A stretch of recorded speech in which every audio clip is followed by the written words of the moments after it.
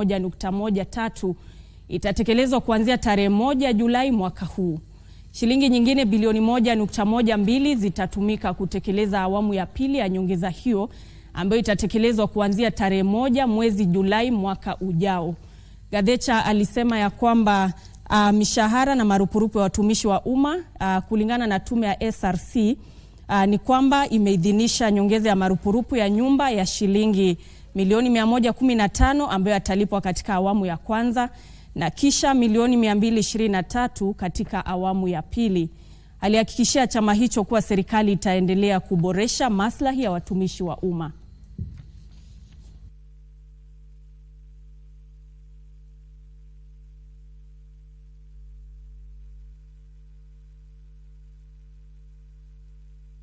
These negotiations were based on the proposals that were raised by the union, and the government signed counter proposal through the Principal Secretary, Ministry of Labor and Social Protection.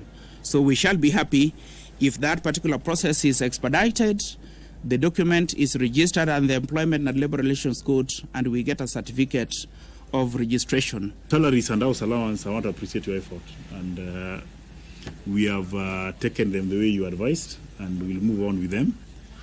The thorn in our flesh now is on commute allowance, which we believe the current rate being paid to our members is irrelevant because it's not. The CBA therefore is based on a budget allocation of 1,135,408,744 and is effective from 1st of July 2023. The second phase will be based on a budget of this translates to about 9% of salary increment for the civil servants across the board. The second phase, which is coming next financial year, has a budget of 1,126,486,162, which will be effective from 1st of July 2024, which translates to about 7%.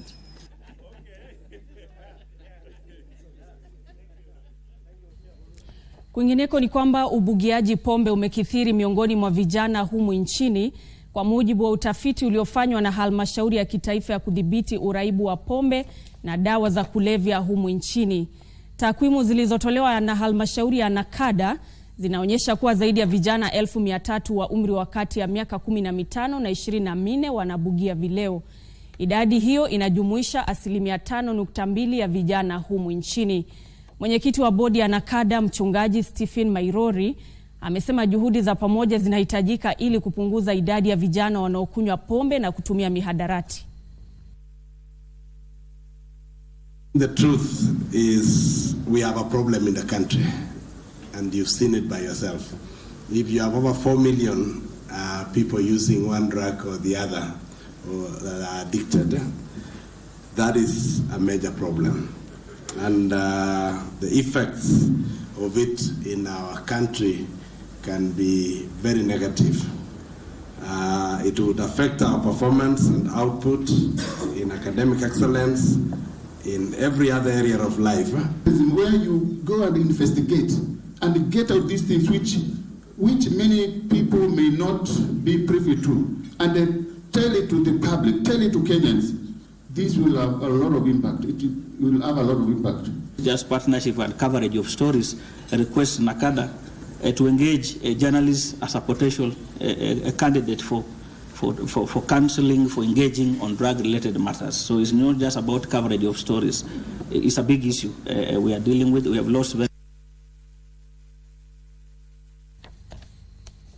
Baadhi ya wakazi wa eneo la Katani katika kaunti ya Machakos wanalalamikia kufungwa kwa matimbo ya mawe katika eneo hilo. Wakazi hao wanataka kujuzwa sababu za kupelekea kwa kikosi cha maafisa usalama katika eneo hilo kufunga matimbo hayo.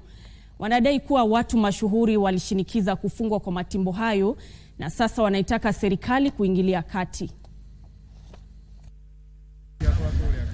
Kufungwa kwa matimbo 50 ya mawe katika eneo la Katami huko Athi River, kaunti ya Machakos kumewaghadhabisha baadhi ya wakazi wa eneo hilo wanaodai hatua hiyo si halali. Na quarries inafaa kuwa zinaendelea. Kama quarries ina makosa, kama wanasiita illegal quarries, si illegal quarries, maana ni sisi tumepeana quarry. Kwa hivyo quarries inafaa kupatiwa ile mabarua inahitajika. Si kufunga not the option. Wanasema watu wapitao 10,000 wanaotegemea migodi hiyo kujipatia tija wanapoteza ajira. Nikuuliza gavana wa Vinya, angalia hao vijana watu wanategemea hizi kwale. Angalia hao wazee watu wanategemea hizi kwale. Kwa mujibu wa wakazi hao, maafisa wa polisi na wale wa utawala walifunga migodi hiyo bila notisi licha ya wenye matimbo hayo kuzingatia sheria. Serikali tunaomba kuuliza kwamba kama kwale ziko na shida, si tunaitwa public participation. Idara ya wale wanahusika wanatuita, wanakuja tunafanya kama pamoja, tunajadiliana kwale ziko na shida gani, tunaongea, na kama ni mahali ya kurekebisha kuna makosa, inarekebishwa na kazi inaendelea. Wanaitaka serikali kuchunguza madai kwamba hatua hiyo ilishinikizwa na watu mashuhuri. Tumeona kila DO na uniform ya serikali na mapolisi, ma-OSPD makiwa na uniform ya serikali wakikuja kufunga makware on Sunday. Kwani haina formula? Unajua working days za serikali ni kuanzia Monday to Friday. Hali kadhalika wanaitaka serikali kuwachukulia hatua maafisa wanaodai mlungula ili kuruhusu shughuli kwenye matimbo hayo kuendelea. Edna Murungi, Kurunzi, Mashinani. Kaunti ya Samburu ni mojawapo ya maeneo ambayo yamekuwa yakikumbwa na kero la ukeketaji wasichana wadogo na vilevile wanawake, licha ya mashirika mengi yasiyo ya serikali kupiga vita desturi hiyo.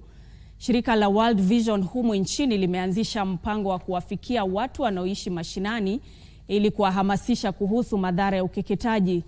Meneja wa shirika hilo Julius Lentawa amesema wanaazimia kuwafikia Wamorani kupitia mafunzo ya video ambazo zinaangazia madhara ya mila hiyo.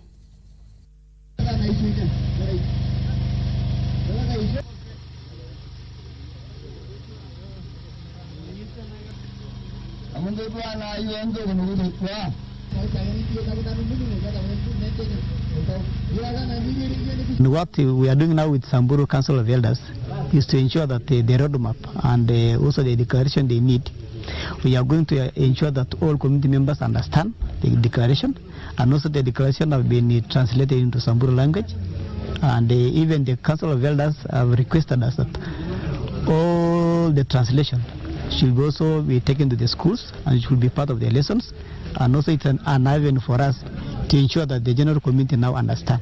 Hii maneno iishe katika kaunti yetu ya Samburu na kwa jamii zingine ambazo bado wanajifunza na mambo ya FGM.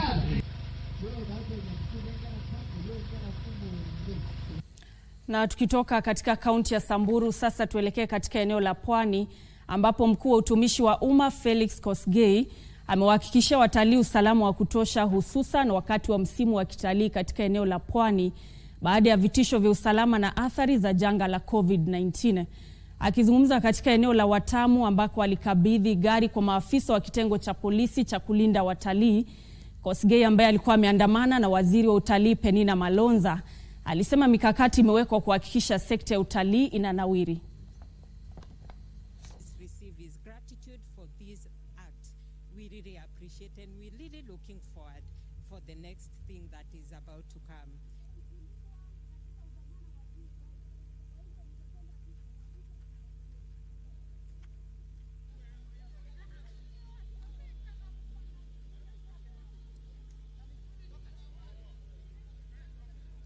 Every tourist, every person that comes to this country should feel secure, should feel free to walk anywhere, anytime.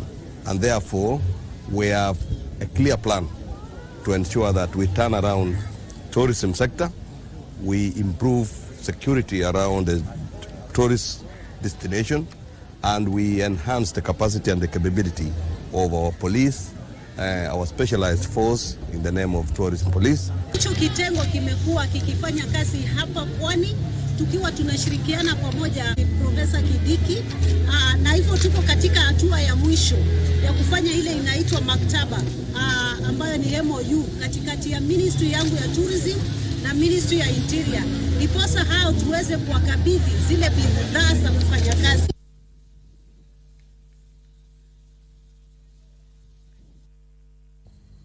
Baadhi ya wanaharakati wa mazingira wanadai kutoridhishwa na juhudi za mataifa ya bara Afrika za kukabiliana na athari ya mabadiliko ya hali ya anga. Wanaharakati hao kutoka shirika la World Clock sasa wanatoa wito wa kuharakisha utekelezaji wa mapendekezo yaliyoafikiwa kwenye kongamano la Afrika kuhusu mabadiliko ya tabia nchi lililokamilika hivi majuzi jijini Nairobi. We want to urge you to act in time in implementing the sustainable solutions, sustainable empowerment of youth, sustainable resources that we have as a nation and as a universe. So Africa, it's our time. And as the youth of Africa, we all say act in time. Ni kuonyesha kwamba ule umoja au sauti kwa umma ili tupate kusikika kuhusiana na haki kwa mazingira na haki kwa kila mmoja, na pia wale viongozi au katika kongamano hili la Africa Climate Summit, wale viongozi wanaohudhuria wapate ujumbe kutoka kwa wale grassroots levels au wale sauti ambayo haisikiki kwamba tunahitaji haki kwa mazingira. Giving our voices outside there to all the policy makers to tell them that we are keeping an eye to ensure that what Africa is demanding for is a true voice that everybody in Africa is demanding for. We want our conversation to be strictly stand on what Africa are refueling for clean and renewable energy to ensure that the people's Africa is represented and there is no diversion of what we are the fossil fuels industry, and there are no fossil representation that we are going to be given to the youth of Africa. So we are here today, all of us in different organizations that Na sasa tukiingia kwenye masuala ya elimu ni kwamba wakufunzi wa kituo cha utoaji mafunzo ya watu wazima cha Kapseton katika eneo la Mosop, kaunti ya Nandi, wametishia kugoma ikiwa wizara ya elimu haitawalipa malimbikizi ya mishahara yao.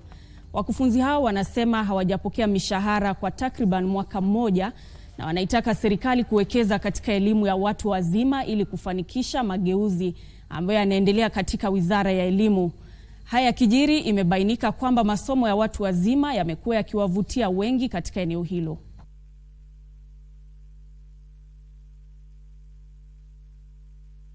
Kwa sasa hata malipo tulipwa mpaka ya last year December. This year hatujaiona kitu inaitwa malipo, yani the honoraria sio salary. I was sent to this institution that the government is not sending money.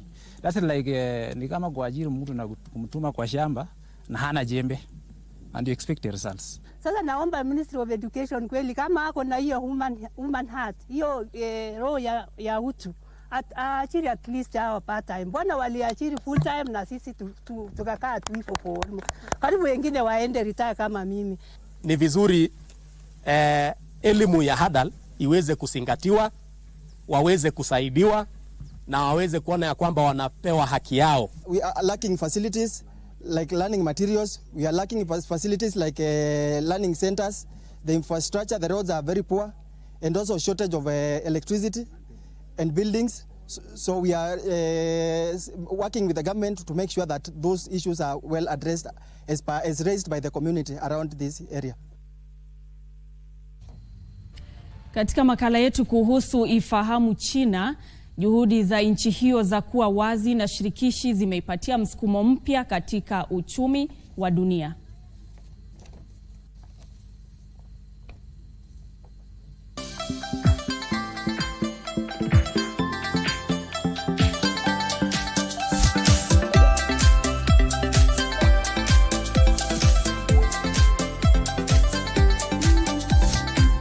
Hujambo na karibu katika kipindi cha Ifahamu China.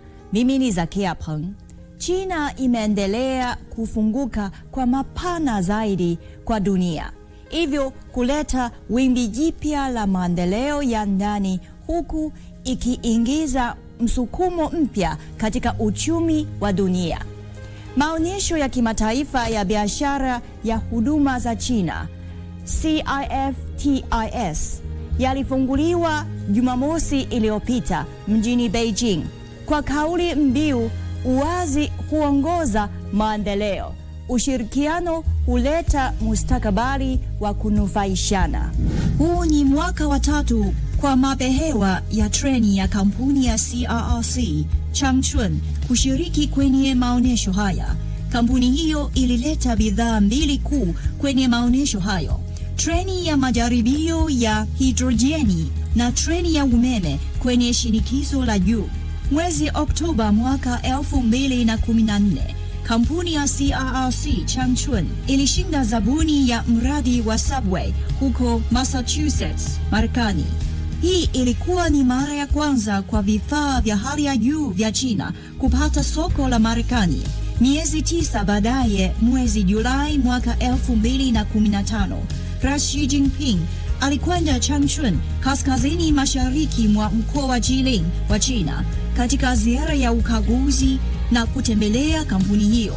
Katika hotuba yake kwa wafanyakazi, Rais Xi alielezea matarajio mapya kwamba sekta ya viwanda ya China inaweza kuingia kwenye soko la kimataifa, akizitaja treni za mwendo kasi kuwa ni bidhaa inayotazamwa sana katika ushirikiano wa kiuchumi na kiteknolojia wa China na nchi za nje.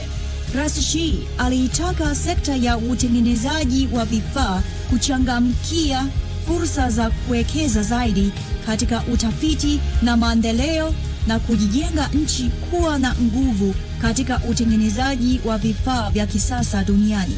Sasa maonesho makuu 3 ya China, ikiwa ni CIFTIS ya Beijing, Expo ya uagizaji na uuzaji wa China CIIE huko Shanghai na Canton Fair huko Guangzhou, yana mwelekeo huo. CIIE yanahusu uagizaji wa bidhaa, Canton Fair yanahusu uuzaji wa bidhaa, na CIFTIS yanahusu bidhaa ya huduma. CIFTIS, moja ya maonesho makubwa na ya kina zaidi ya biashara ya huduma duniani, yameonyesha jukumu kubwa la China katika kushirikiana na nchi nyingine ili kukuza biashara ya huduma na kufufua uchumi wa dunia. Tangu yalipozinduliwa mwaka wa 2012, maonesho ya CIFTIS yamevutia waoneshaji zaidi ya 600,000 kutoka nchi na maeneo 196. Mwaka 2022, thamani ya jumla ya uagizaji na uuzaji wa huduma za China ulifikia kilele cha kihistoria cha karibu yuan trilioni 6, ongezeko la mwaka hadi mwaka la 12.9% na kushika nafasi ya 2 duniani kwa miaka 9 mfululizo. Takwimu zinaonyesha kuendelea kuimarika kwa ubora na ushindani wa biashara ya huduma ya China, pamoja na uhai na uwezo mkubwa wa uchumi wa China. Kwa sasa, CIFTIS, Canton Fair na CIIE yamekuwa majukwaa 3 makubwa ya maonesho ili kuonyesha dunia imani na dhamira ya China ya kufunguka kwa upana zaidi kwa dunia. Haya, kwa leo kipindi hiki kinaishia hapa. Katika kipindi kijacho nitaendelea kukuletea mambo mengine yanayovutia kuhusu utamaduni na jamii ya China. Asante kwa kuwa nami. Mimi ni Zakia Peng. Kwa heri.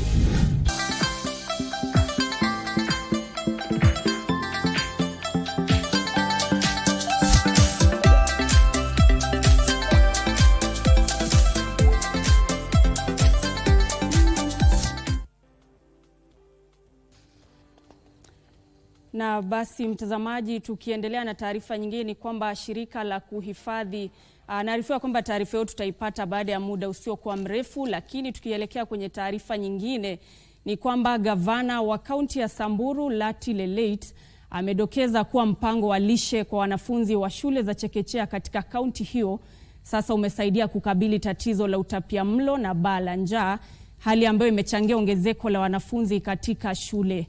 Gavana huyo alibaini kwamba alisema hayo alipozindua mpango wa kusambaza chakula katika shule za chekechea kwa mhula wa sasa.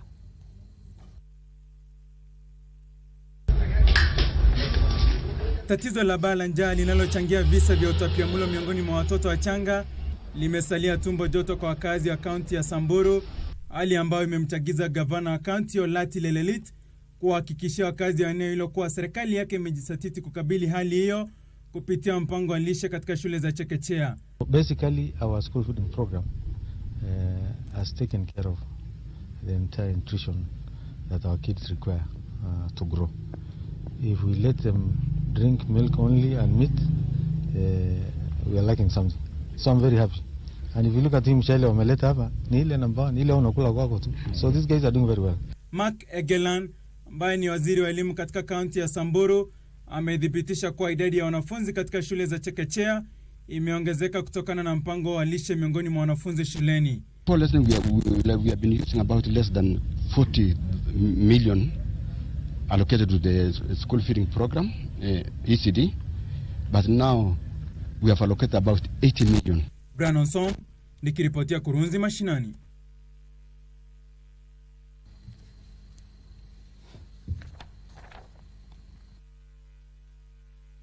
Masuala ya elimu ni kwamba baadhi ya wadau wa sekta ya elimu na viongozi katika kaunti ya Garissa wamesifia hatua ya kuondoa vizuizi vya kuchagua masomo kwenye mtaala wa umilisi yani CBC.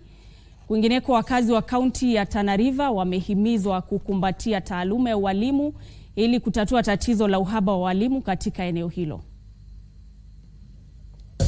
Baadhi ya viongozi na wadau wa elimu katika kaunti ya Garissa wameshukuru Rais William Ruto kwa kuafikia mapendekezo ya jopo la rais kuhusu elimu lililopendekeza kuondoa vizuizi vya kuchagua masomo kwenye mtaala wa CBC.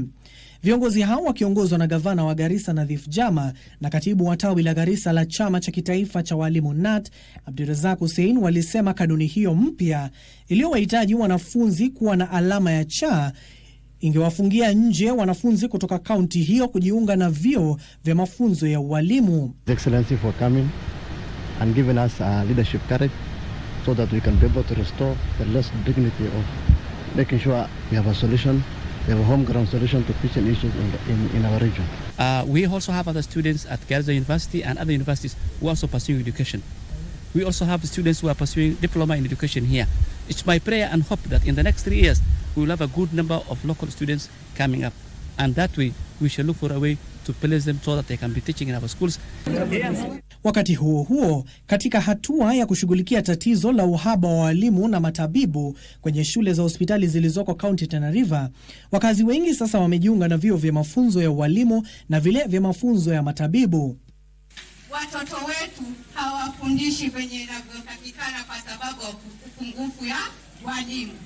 Wakumbuke mpaka huku sehemu za Isolo ya kwamba hakuna walimu ambao kwamba wako upande huu. Kwa hivyo wale vijana wetu ambao kwamba leo wamebahatika kupata hiyo sponsor, waende wote, waende wasome na bidii ili warudi hapa na sisi pia tusikumbwe na shida kama hizo. Kwingineko, walimu wa chekechea katika kaunti ya Uasin Gishu wajumuishwe kwenye mpango wa kutoa maziwa kwa wanafunzi. Bunge la kaunti ya Uasin Gishu limehimizwa kutenga pesa zaidi ili kuongeza kiwango cha maziwa yanayosambazwa shuleni ili walimu pia wanufaike. Financial support and maybe provision within the budgets in future. We look forward to also having these teachers at least take this milk. Hatimaye, taasisi za elimu ya juu zimehimizwa kuanzisha mipango ya kuandaa wanafunzi kwa ajira. Ujumbe huu ulitanda kwenye hafla ya wanafunzi wa zamani wa chuo kikuu cha KCA jijini Nairobi. We churn out more graduates. You don't know where they're going to fall for. They only have a certificate. For that certificate, where they are going to fall. So we've seen as an alumni, because the concern has been there, alumni telling us, what are we gaining back? Wanafunzi wa vyuo vikuu katika kaunti ya Embu wametoa wito kwa serikali kuongeza juhudi za kukomesha visa vya kujitoa uhai miongoni mwa vijana. Wanafunzi hao waliwasilisha hoja zao huku Kenya ikiungana na ulimwengu kuadhimisha siku ya kuzuia visa vya kujitia kitanzi duniani.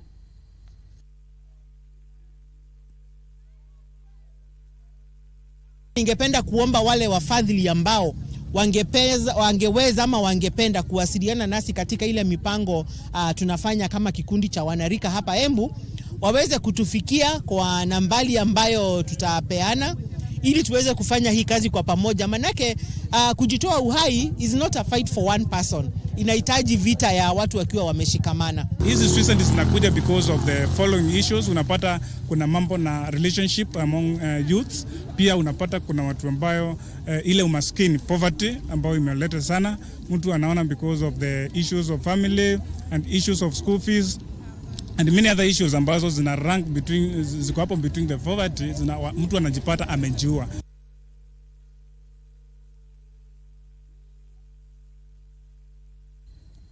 Na basi mtazamaji, hiyo ndio taarifa ambayo inatufikisha kwenye tamati ya Kurunzi Mashinani. Shukrani sana kwa muda wako, lakini kapu letu bado tunazidi kulijaza na tutakuwa tunakuletea taarifa zaidi mwendo wa saa 1. Hivyo basi zidi kuwa nasi hapa kwenye KBC Channel 1. Mimi naitwa Nancy Okware, mfasiri kwa upande wa ishara ni Anne Wangeshi. Tunakutakia jioni njema. Kwaheri.